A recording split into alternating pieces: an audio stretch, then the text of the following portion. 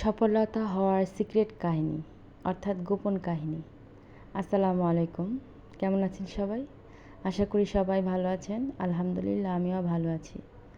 তো সফলতার গোপন কী রহস্য থাকতে পারে বলুন তো? আমি তো মনে করি সফলতার প্রথম যে গোপন রহস্য সেটাই হচ্ছে পরিশ্রম। আপনি যত বেশি পরিশ্রমী তত বেশি সফলতা আপনার। তো আমি বিজনেস শুরু করেছি, ঘর সংসার সামলিয়ে, সন্তান সব কিছু সামলিয়ে বলতে পারেন। আমি বিজনেস শুরু করেছি প্রায় 4 বছর হবে। তো আমার বিজনেসের মধ্যে আমি পিজাটা রেখেছি এবং কেকটা রেখেছি, যেটা সবাই পছন্দ করে। আজও পর্যন্ত এখনও আমার রেগুলার কাস্টমারই আমার কাছ থেকে এগুলো নিয়ে যায়। তো আজকে ছিল 3টা পিজার অর্ডার এবং একটা কেক যাবে কালকে সকালে। তো একে একে আমি পিজাগুলো রেডি করতেছি, আর পিজার রেসিপি আপনাদের সামনে অবশ্যই শেয়ার করব যদি আপনাদের কাছে ভালো লাগে। তো কিভাবে আমার সফলতা আসলো সে বিষয়ে আপনাদের কাছে আমি সব কিছুই আস্তে আস্তে শেয়ার করব, যেহেতু এটা আমার নতুন চ্যানেল। তো সবাই দোয়া করবেন যে যেন আমি আরও এগোতে পারি সামনে। তো এই তো আমার পিজাগুলো রেডি হচ্ছে, আর কিভাবে আমি আজকে এ পর্যন্ত আসতে পারলাম কোনো এক ভিডিওতে আপনাদের কাছে জানাবো অবশ্যই, নাহলে ভিডিওটা অনেক বড় হয়ে যাবে। তো আমার কাজগুলো আজকে আপনাদের সাথে শেয়ার করা, এটাই মূল উদ্দেশ্য।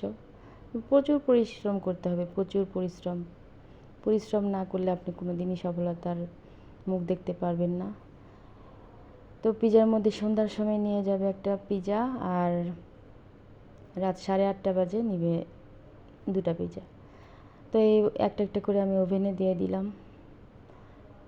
মাশাল্লাহ, পিজাগুলো অনেক ফুলেছিল। তো আমার একটা কেকের অর্ডার ছিল সেদিন, আমি বিকেলে করে রেখেছিলাম, যেটা যাবে সকাল 10টায়। তো আমি রাত্রে ওটাকে কমপ্লিট করে রেখে দেবো সকাল 10টা বাজে দেওয়ার জন্য। পিজাগুলো এখন আমি প্যাকেজিং করব। প্যাকেজিংয়ের বিষয়টার মধ্যে আপনাদের গুরুত্ব দিতে হবে, যেহেতু একটা কাস্টমারের হাতে খাবারগুলো যাবে, আপনার সব কিছুই তারা লক্ষ্য করবে যে খাবারের এরকম প্যাকেজিংটা কীরকম। তারপরে হচ্ছে টেস্টটা তো অবশ্যই দেখবে। আপনার সবসময় সততার দিকে খেয়াল রাখতে হবে, লাভ ক্ষতির বিষয়টা পরে। আগে কীভাবে আপনি একটা সততাভাবে বিজনেস শুরু করবেন, এবং শুরু করলে আপনি দেখবেন যে আল্লাহ তাআলা এর ভিতরে বরকত দান করবে অবশ্যই। এই তো আমার পিজাগুলো এখন নিতে আসছে, আমি এটাকে প্যাকেজিং করতেছি, তারপরে আমি কেকটা নেব। তো যারা যারা আমার কেকটা ভিডিওটা দেখবেন অবশ্যই তাদেরকে ধন্যবাদ অনেক অনেক। এখন আমি খাওয়া দাওয়া শেষ করে রাত্রে সবাই যখন ঘুমিয়ে পড়ে তখন আমি কেকটা নেই। কেকটা নেওয়ার ফিনিশিং করে, মানে পুরোটা কেক আমি ডেকোরেশন করার পর তারপর আমি ঘুমাতে যাব। তো এই তো আমার কাজের কিছুটা অংশ আপনাদের কাছে জানালাম। ভালো লাগলে অবশ্যই লাইক, কমেন্ট, শেয়ার করে পাশে থাকবেন। আর আমার উদ্যোক্তা হওয়ার পিছনে গল্প আপনাদের কাছে শেয়ার করব অবশ্যই। Pizza ready, cake ready. আসসালামু আলাইকুম সবাইকে।